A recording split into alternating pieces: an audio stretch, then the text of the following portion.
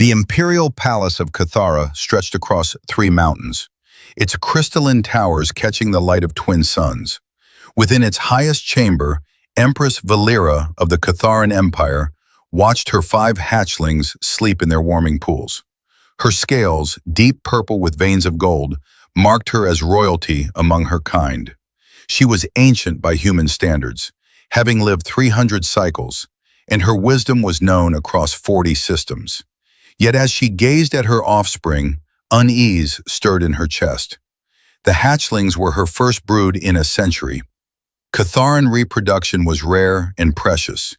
Each egg took years to form, and the bonding between mother and young was considered sacred. It was the foundation of their society, the core of their strength. A Catharan who did not bond with their parent was lost, directionless, weak.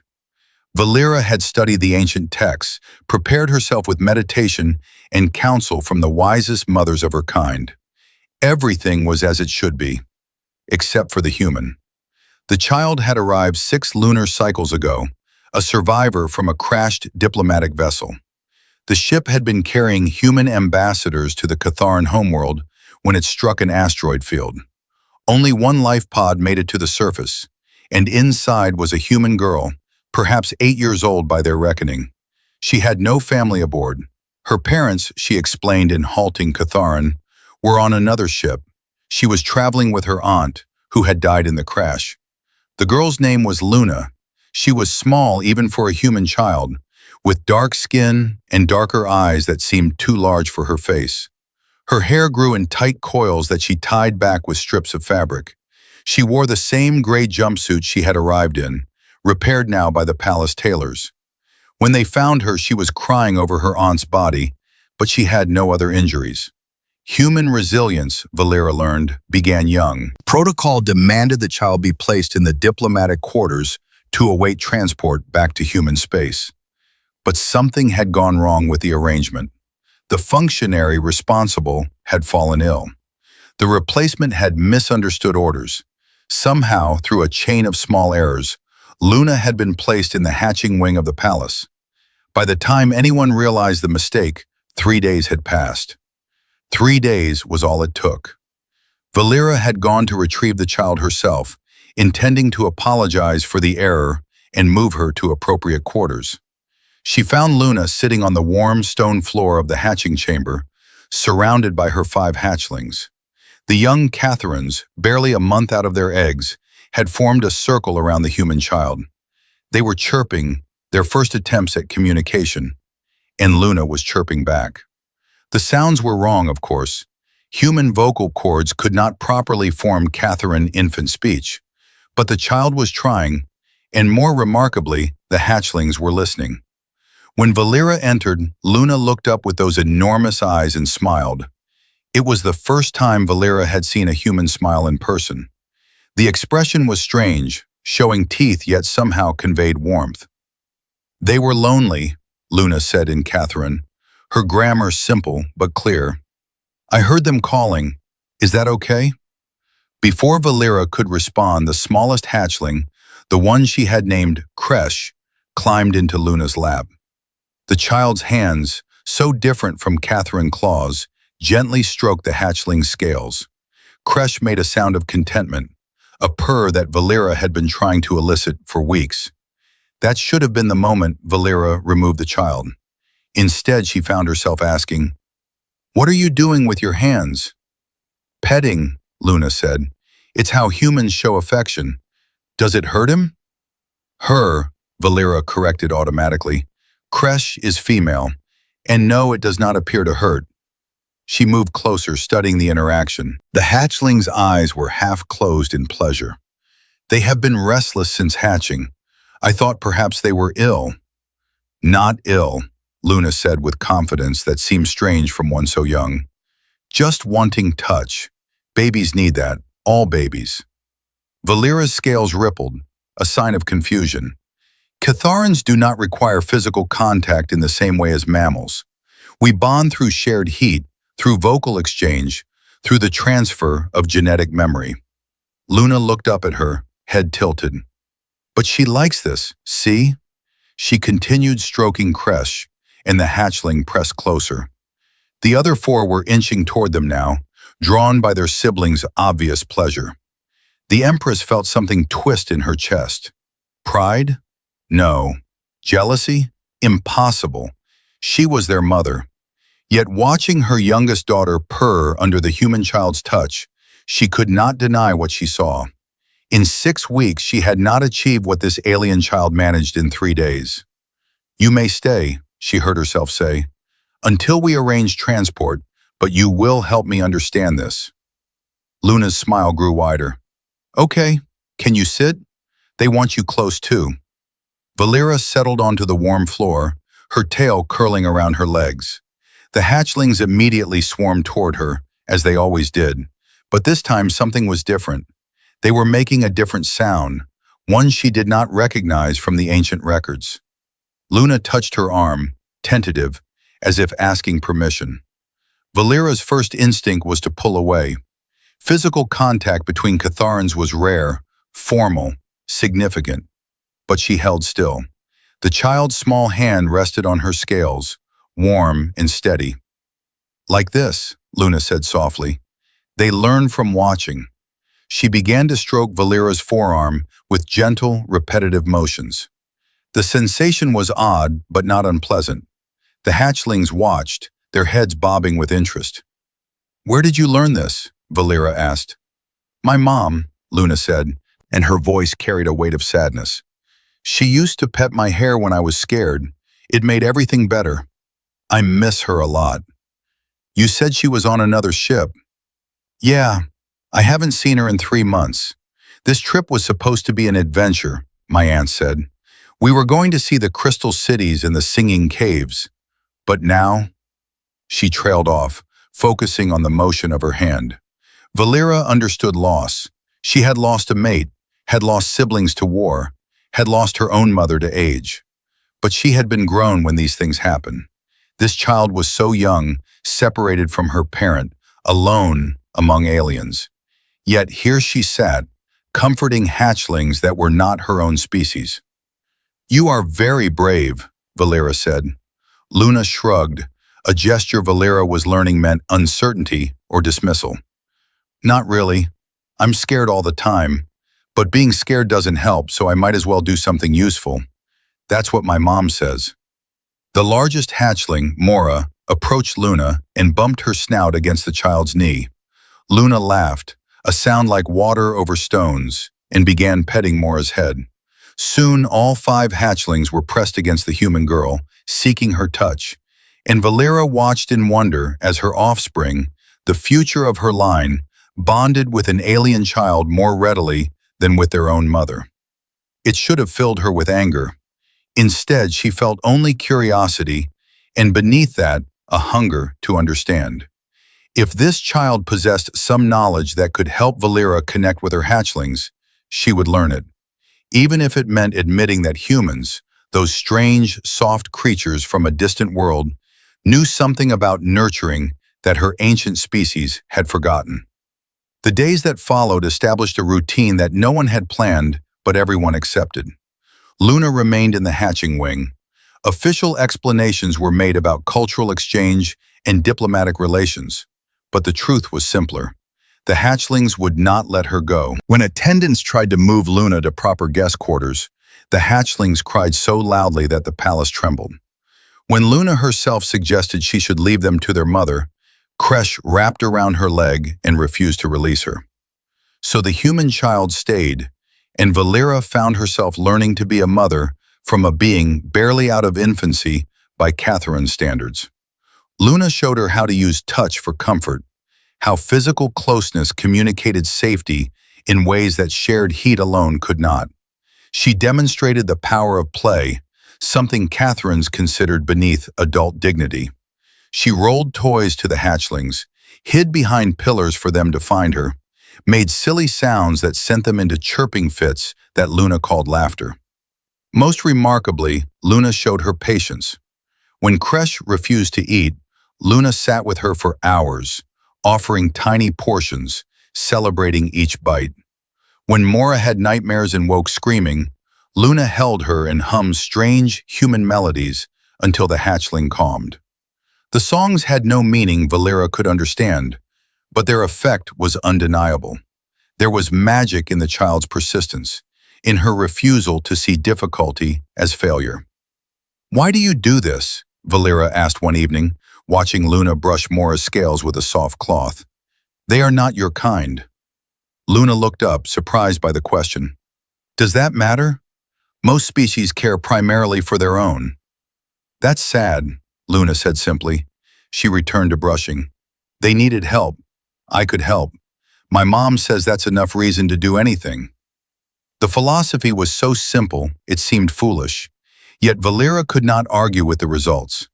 Her hatchlings thrived under Luna's care in ways they had not thrived under her own. They were bolder, more curious, more affectionate. They explored the hatching chamber with confidence, knowing Luna would catch them if they fell. They tried new foods because Luna made eating into a game. They learned their first words not from genetic memory, but from Luna's patient repetition. And slowly, as Valera watched and learned, they began to show these same behaviors with her.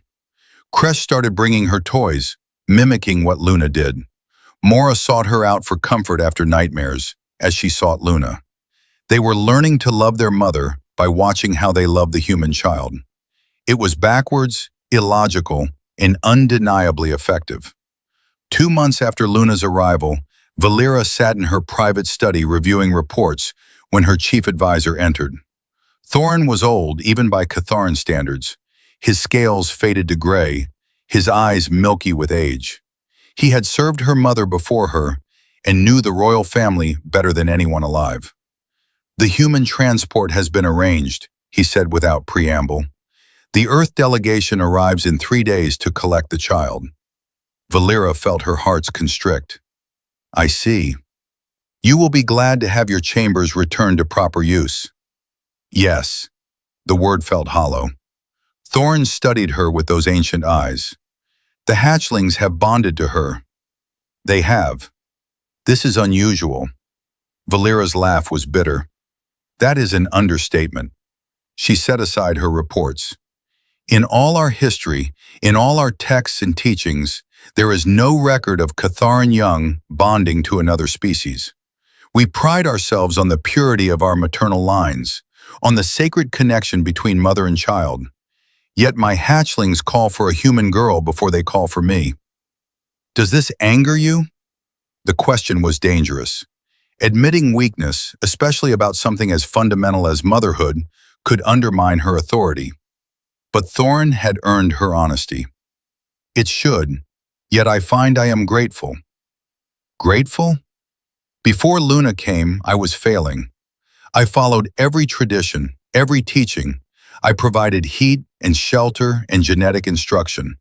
But my hatchlings were unhappy, and I did not know why. Luna showed me what I lacked. A human child taught the Empress of Cathara how to mother? Valera met his gaze steadily. "Yes." Thorin was silent for a long moment. Then he said, "Our species has grown old, Your Majesty. We remember much, but perhaps we have forgotten more. The humans are young, barely crawled from their homeworld, yet they conquer hearts wherever they go. Perhaps there is wisdom in their youth that we lack in our age." Perhaps. Valera stood, moving to the window. Below, she could see the hatching garden where Luna played with the hatchlings. Even from this distance, she could hear their joyful chirping. But in 3 days she leaves. What happens to them then? What happens to any child when they lose something precious? They grieve, they learn, they grow. That is not comforting. Truth rarely is. Thorin moved to stand beside her. "You could request an extension. Claim cultural study, educational exchange. The humans seem eager to maintain good relations." Valera considered it. The temptation was strong, but she shook her head. "Luna has a mother who misses her. I cannot keep someone else's child simply because mine have grown attached. That would be cruel." "Then you have 3 days to prepare them." 3 days. It seemed both too long and not nearly enough. Valera straightened her shoulders, feeling the weight of her position settle back into place. Send Luna to me. If my hatchlings must lose their human sister, I should at least explain why." Thorn bowed and departed.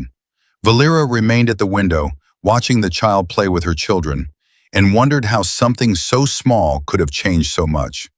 The Empire had stood for millennia. The Catharan way had endured when other species rose and fell. Yet here was a human child, 8 years old, teaching an Empress that sometimes the old ways needed updating, that sometimes strength came from admitting what you did not know, that sometimes love wore a different face than the one you expected. When Luna arrived, breathless from play, Valera knelt to meet her eyes. The child was dirty, her clothes stained with the purple dust of the hatching chamber. Her hair had come loose from its ties. She looked nothing like a proper guest of the imperial court. She looked like a child who had been having fun, and Valera found herself smiling at the sight. "Luna," she began, then paused. This was harder than she expected. "Your people are coming to take you home." The light in Luna's eyes dimmed. "Oh, you knew this would happen eventually." "Yeah," the child's voice was small. "I just hoped. I thought, maybe." "What did you hope?" Luna shrugged, looking at her feet. "That I could stay longer. I know it's silly. You probably want me gone. I'm not even supposed to be here." Valera's heart ached at the resignation in the child's voice, at how quickly she assumed she was unwanted. How many times had Luna felt this way? How often had humans made her feel like a burden? The thought stirred something fierce in Valera's chest. "I do not want you gone," she said firmly, "but your mother wants you home. That is different." Luna looked up. "Really? You don't mind that I'm here?" "Mind?" Valera reached out, mimicking the gesture Luna had shown her, and gently touched the child's shoulder. "You have given my hatchlings something I could not. You have shown me how to be the mother they needed. How could I mind that?" Tears welled in Luna's eyes. Valera had learned that humans leaked water when experiencing strong emotions, but she still found the sight distressing. "Hey," she said softly, using a human comfort word Luna had taught her. "It's okay." "It's not okay," Luna said, and now the tears fell freely. "I finally found a place where I could help, where I was useful, and now I have to leave. And they're going to miss me, and I'm going to miss them, and it's going to hurt." Valera pulled the child close, wrapping her in the embrace she had learned from watching Luna with the hatchlings. The child was so small, so warm, so heartbreakingly fragile. "Yes," she said quietly, "it will hurt, but that does not make it wrong. Pain is part of love, Luna. If they did not love you, they would not hurt when you go. And the hurt means the love was real." Luna sobbed against Valera's chest, her small body shaking. Valera held her and wondered at this strange truth. In trying to teach the child about acceptance, she had articulated something she herself needed to hear. She had been so focused on being the perfect mother, on following tradition, that she had forgotten love required risk, required vulnerability, required the possibility of pain. The hatchlings, drawn by Luna's distress, came running. They pressed against both Valera and Luna, a tangle of scales and skin, chirping their concern. And there, holding a crying human child while her own offspring tried to offer comfort, Valera understood what she had been missing. Not technique, not knowledge, not even understanding. She had been missing the willingness to feel. Catharans prided themselves on logic, on control, on the proper ordering of emotions. But Luna felt everything fully, immediately, without filter or shame. She cried when sad, laughed when happy, showed her love without calculation or restraint. And in doing so, she had taught 5 hatchlings that emotions were not weakness, that connection mattered more than dignity, that love in all its messy, painful, joyful complexity was worth the risk. "Thank you," Valera whispered into Luna's hair. The child sniffled. "For what?" "For showing me how to love my children." The next 3 days were precious and bittersweet. Valera cleared her schedule, delegating her duties to advisors and council members. She spent every moment in the hatching wing, learning from Luna and teaching the hatchlings to accept their coming loss. Luna, for her part, threw herself into final preparations with typical human determination. She made gifts for each hatchling, small carvings she fashioned from soft wood provided by the palace artisans. For Kresh, a small bird. For Mora, a flower. For each child, something unique. She also began teaching them the concept of memory. "Just because I'm not here doesn't mean I'm gone," she explained, sitting in the center of their circle. "You'll remember me. And when you remember, it's like I'm still a little bit here." "How?" Kresh asked, her vocabulary expanding daily. "Close your eyes," Luna instructed. They all obeyed, even Valera.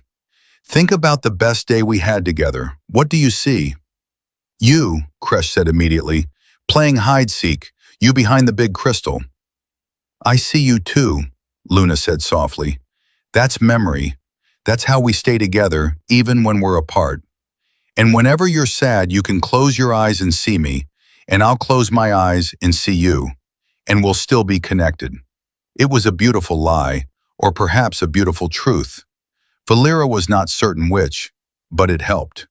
The hatchlings practiced remembering, closing their eyes and describing what they saw.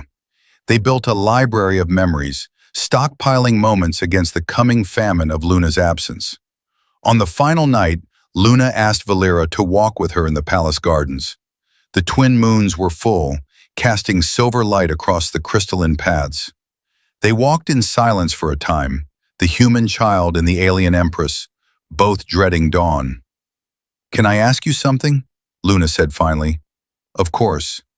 "Why did you let me stay, even after you knew it was a mistake?" Valera considered the question. "At first I told myself it was practicality. You were already here, the hatchlings were calm, it seemed easier, but that was not the truth." "What was the truth?" "I was failing," Valera admitted. "I could not connect with my children the way I was supposed to. When I saw you with them, saw how naturally you gave them what they needed, I felt ashamed. But I also felt hope. If you could teach them to love, perhaps you could teach me." Luna was quiet for several steps. Then she said, "You weren't failing, you just had different instructions." "Explain." "Like, imagine someone gives you a recipe for cookies, but it's written in a language you don't speak. You can follow the steps, but you don't really understand what you're making. That was you. You knew what you were supposed to do, but you didn't understand why." The metaphor was imperfect, but illuminating. "And you understood why?" "I don't know about understand," Luna said. "I just knew what worked for me. When I'm sad, I want hugs. When I'm scared, I want someone to hold my hand. When I'm happy, I want to share it. That's what babies need too. All babies, I think." "Your mother taught you well." Luna smiled sadly. "I miss her so much. But being here, helping your hatchlings, it made missing her hurt less. Like I was practicing for when I see her again." "How so?" "When I get home, I'm going to hug her so hard. And I'm going to tell her about the hatchlings, and about you, and about everything I learned. And she's going to be so proud that I helped someone." Luna's voice grew thick with emotion. "That's what she always says, that the best way to handle pain is to help someone else carry theirs." Valera stopped walking, struck by the wisdom in those words. Here was the heart of human philosophy, distilled to its essence by a child. Not the survival of the fittest, not the advancement of their own species above all others, but the simple, radical idea that suffering shared was suffering diminished. That in helping others, you helped yourself. That connection was not weakness, but the highest strength. "Your species is very strange," Valera said. Luna grinned. "Yeah, we get that a lot." "I meant it as a compliment." They walked on, and Valera found herself memorizing this moment. The silver moonlight, the child's small hand in her claw, the quiet peace of the garden. Tomorrow would bring pain, but tonight there was only this. The connection they had built, improbable, Impress. When they returned to the hatching wing, the hatchlings were still awake, as if sensing their time with Luna was ending. They gathered around her one last time, and Luna held each one, whispering private words Valera did not try to hear.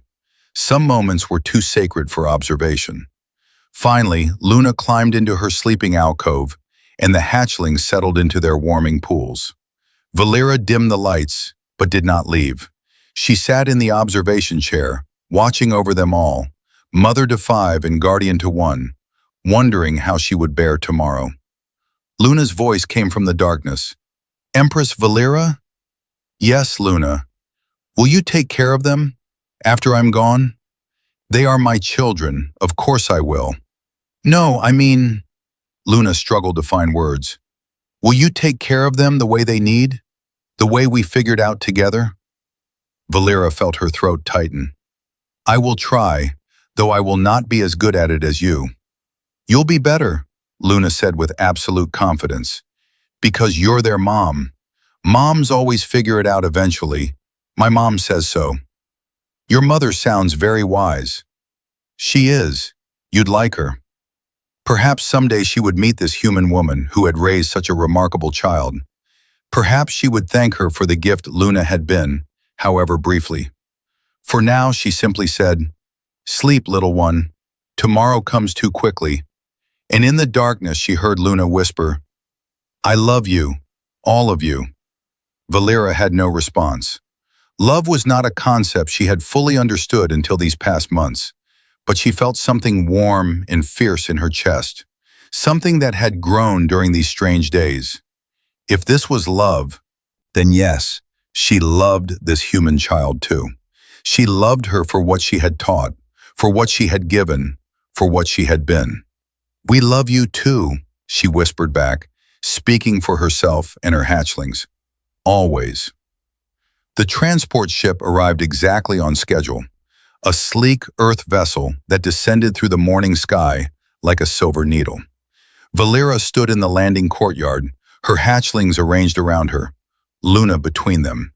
The child had dressed in her cleaned and repaired jumpsuit. She had braided her hair. She looked small and brave and heartbreakingly young. When the airlock opened, a human woman emerged. She was tall, dark-skinned like Luna, with the same enormous eyes.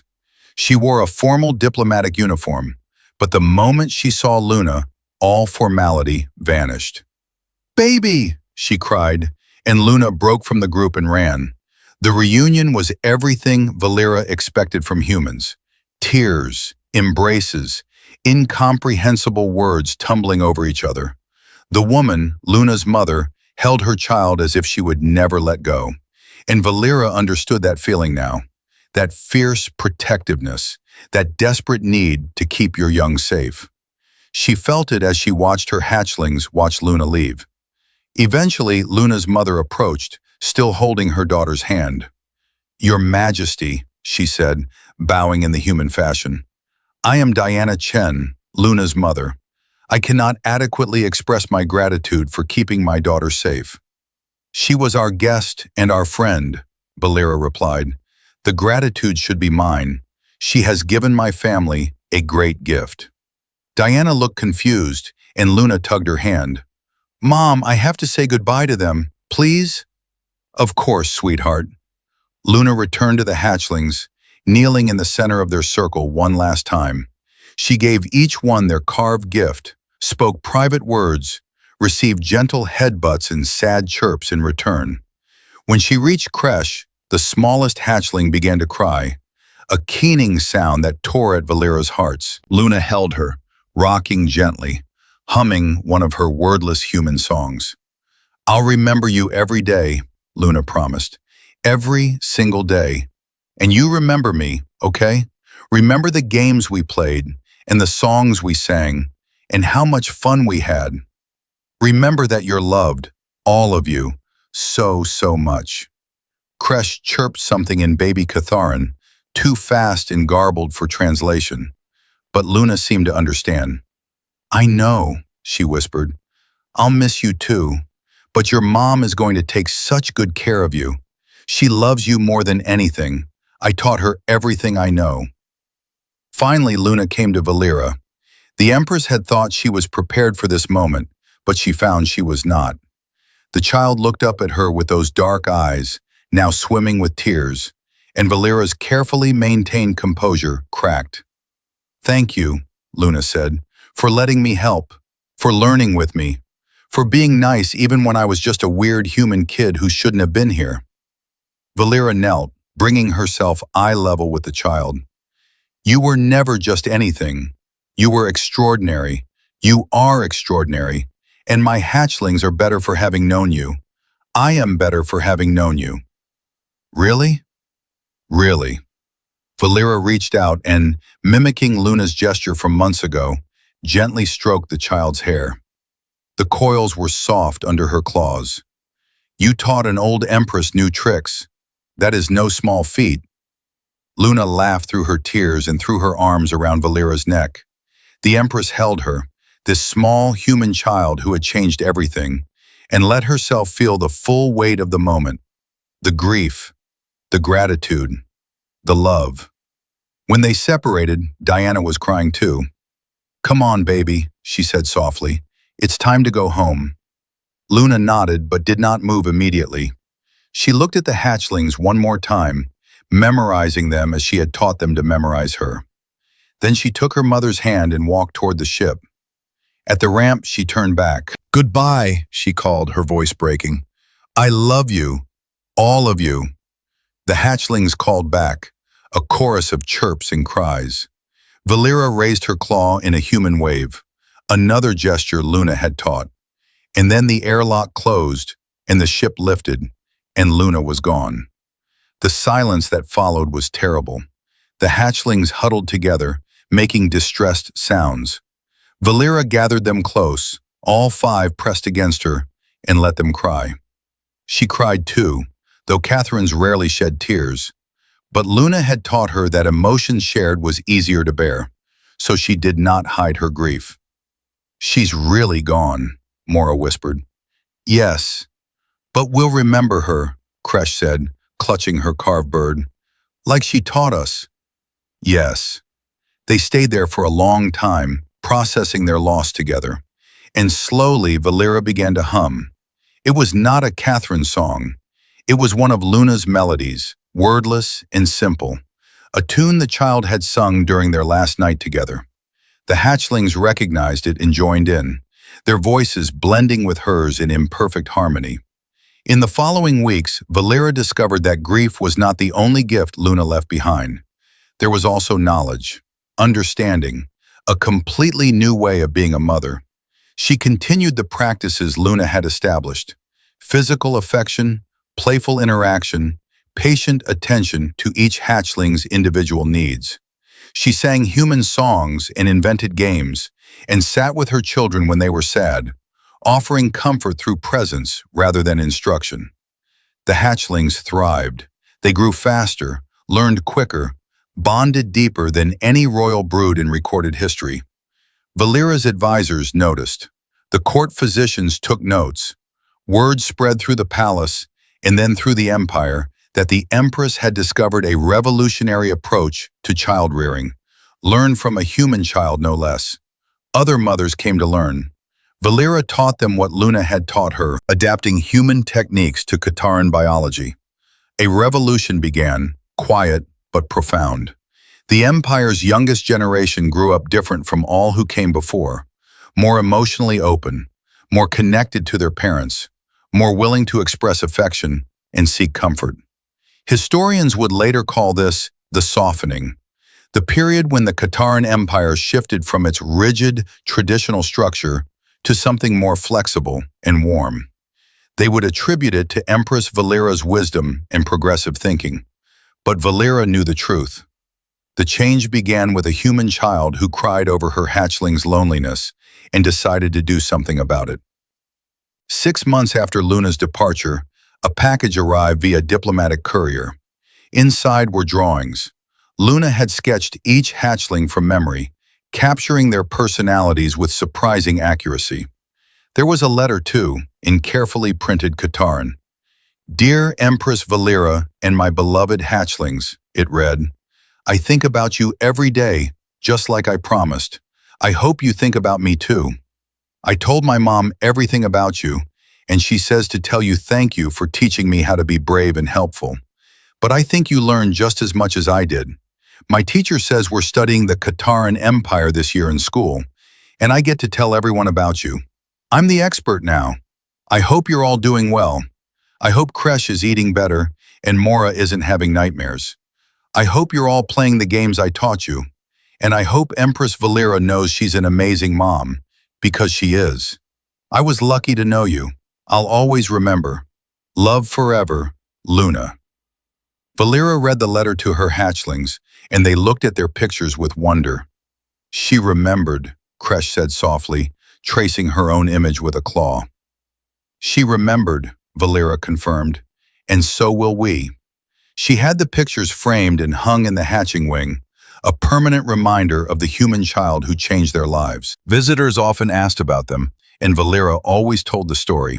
She never diminished Luna's role or pretended the knowledge was her own.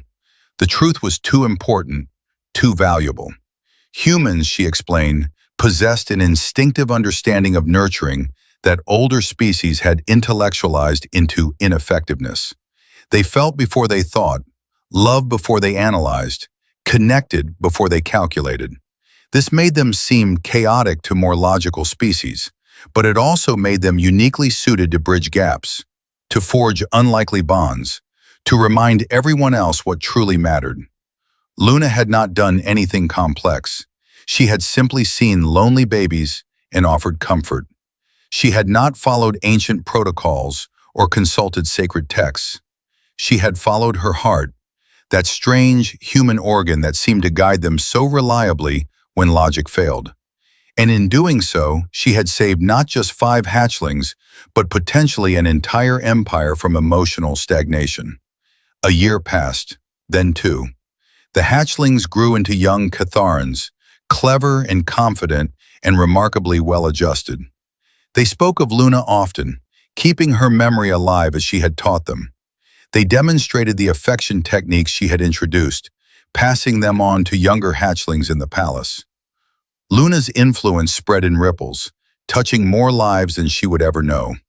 Valera continued her reign, stronger for having admitted weakness, wiser for having learned from a child.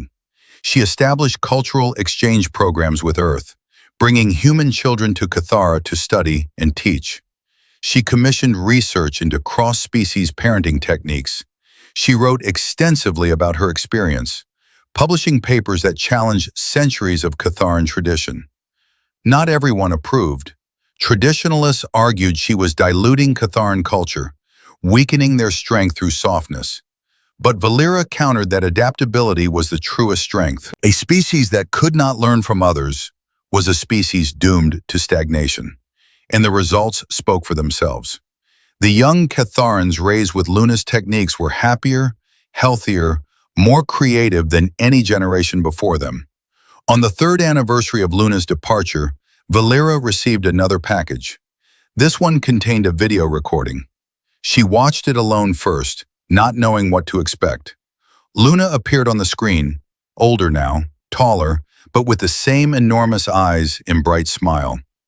"Hi, Empress Valera," she said in much improved Catharan. "I'm 11 now, in case you couldn't tell. I wanted to make you this video to let you know how I'm doing and to thank you again for everything. You were right when you said the pain meant the love was real. It hurt so much when I left, and sometimes it still hurts when I think about you all. But I'm glad I hurt, because it means I got to love you. And that was worth everything." Luna went on to describe her life. She was excelling in school, particularly in xenobiology and interspecies relations. She had told her story so many times that her teachers asked her to present to other classes. She was something of a minor celebrity at her school, the girl who lived with aliens and taught them how to love. But the best part, Luna continued, her face glowing, is that Mom let me volunteer at a xenobiology center. We work with alien children who are separated from their families, helping them adjust until they can go home. I get to use everything you and the hatchlings taught me. I'm helping Empress Valera, just like you helped me, and it feels so good." The video ended with Luna holding up a drawing. It showed her surrounded by various alien species, all different colors and shapes, all clearly happy. "We're all connected," she said, "no matter how different we look. Love is love. You taught me that. Thank you. I hope I made you proud." Valera watched the video 3 times, then called her hatchlings to watch it with her. They pressed close, all 5 of them still seeking comfort through contact, and watched their human friend speak across the stars. When it ended, they were all crying again, but these were different tears. Proud tears, happy tears. "She's still helping people," Mora said wonderingly, "just like she helped us." "That's what humans do," Valera replied. "They see someone in need, and they help. It's their greatest strength." "I want to be like that," Kresh said firmly. "I want to help people too." And she would, Valera knew. They all would. Luna had planted seeds in each of them, in Valera herself, and those seeds were growing into something beautiful. A new Catharan philosophy built on human compassion, a bridge between species that might change the galaxy. Years continued to pass. Luna grew into a young woman, and her letters grew less frequent, but no less meaningful. She was studying to become a xenopsychologist, specializing in cross-species childhood development. Her thesis, she wrote, would be about her time with the hatchlings and what it revealed about universal needs across intelligent species. Valera gave permission to be quoted and offered to provide additional data. The hatchlings, now adolescents, pursued their own paths. Kresh went into medicine, driven by a desire to ease suffering. Mora became a teacher, educating young Catharans in the new nurturing techniques. The others found their callings too, each influenced by the lessons Luna had taught. They were different from previous royal generations, more empathetic, more open to change, more willing to see value in alien perspectives. On the 10th anniversary of Luna's visit, something extraordinary happened. A diplomatic vessel requested permission to land, carrying a special delegation from Earth. Valera granted it, curious but not expecting anything unusual. When the airlock opened, Luna emerged. She was 18 now, fully grown by human standards, though still small compared to Catherine's. She wore a formal diplomatic uniform, but her hair was still in the same tight coils, and her eyes still held that same earnest warmth.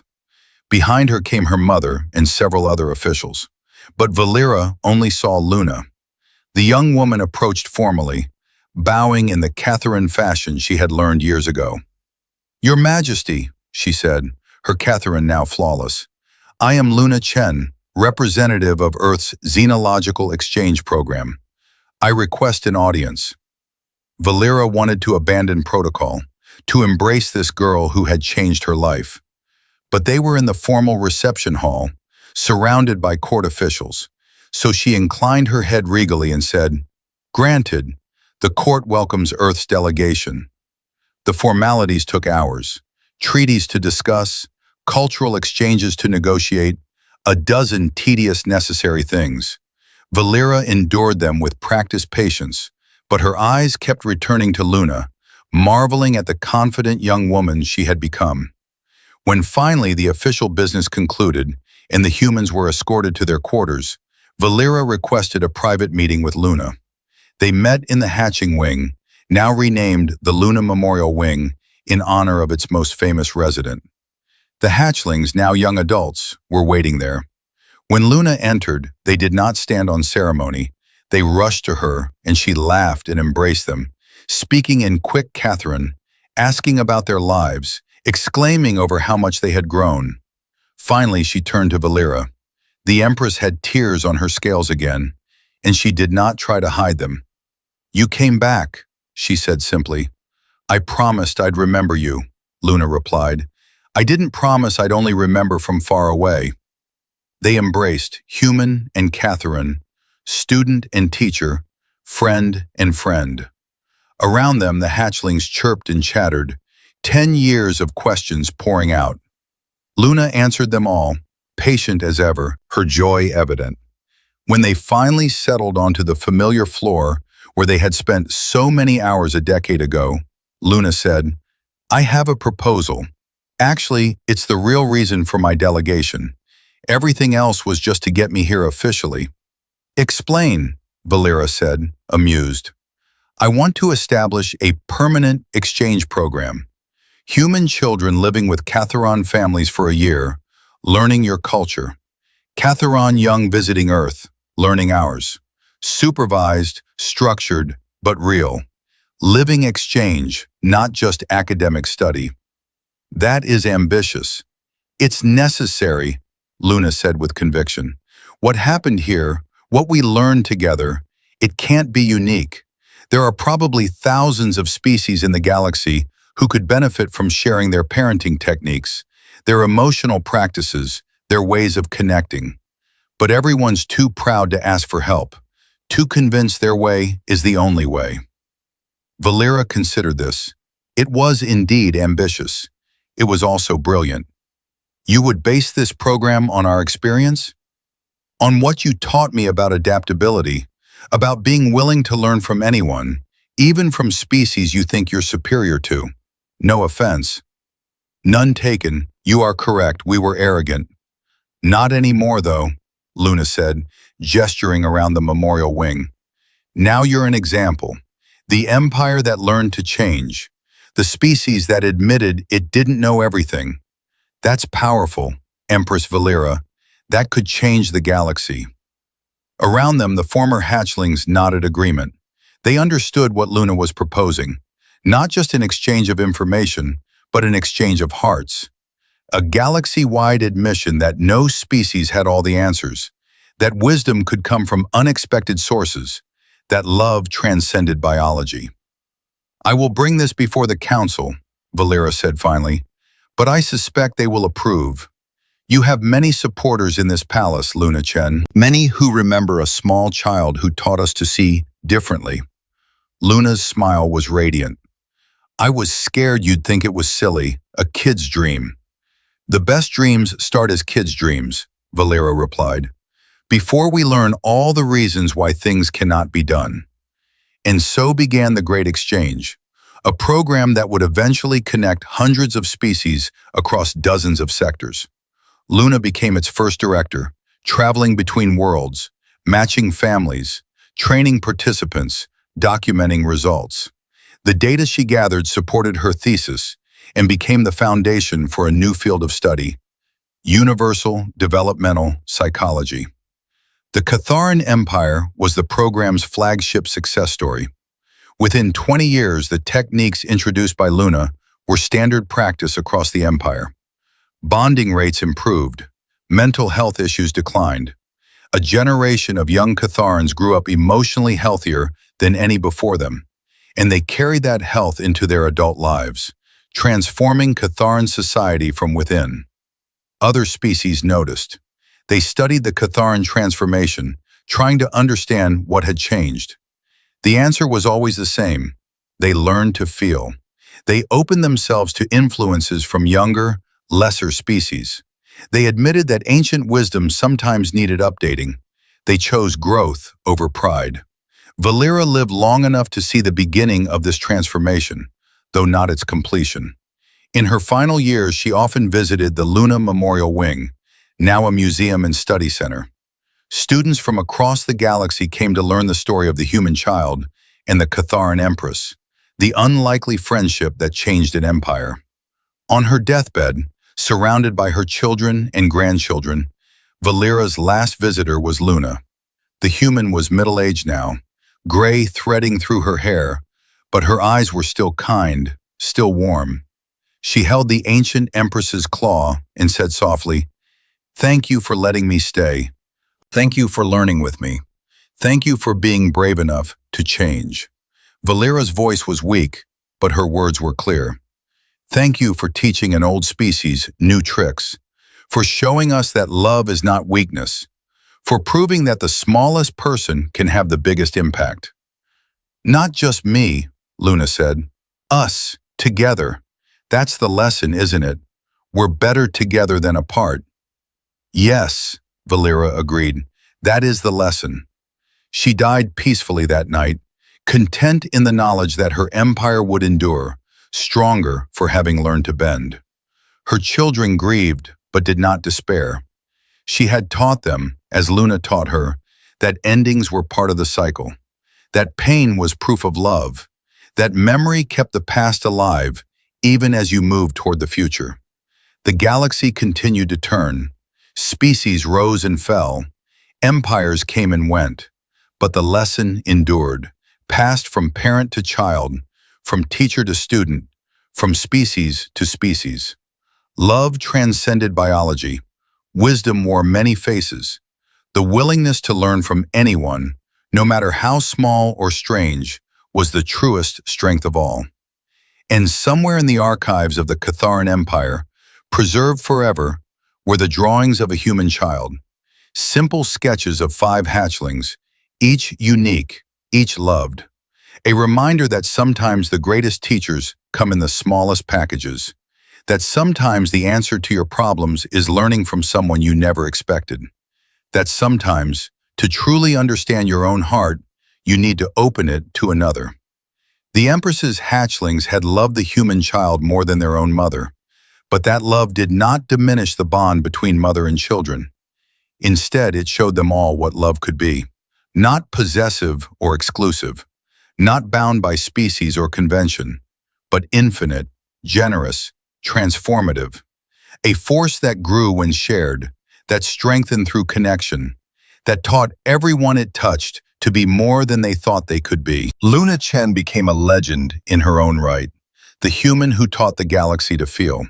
But she always insisted she was just doing what came naturally, seeing someone who needed help and offering it, treating every being, no matter how different, with kindness and respect, believing that connection mattered more than protocol, that empathy was a strength, that love was the universal language spoken by every intelligent species. In the end, perhaps that was the real miracle. Not that a human child could teach an alien empress, but that an alien empress could humble herself enough to learn. That pride could be set aside in favor of growth. That ancient wisdom could acknowledge new truths. That love in all its forms could bridge any divide. The hatchlings never forgot their human friend. They told their children about her and their children's children. The story became part of Catharan heritage, a founding myth for their new way of being. And across the galaxy, wherever the Great Exchange reached, the same story was told in 100 different languages. The story of how one small human child changed an empire by teaching them the simplest, most profound truth. Love is universal. Help is always possible. And sometimes the greatest strength is admitting you have something to learn.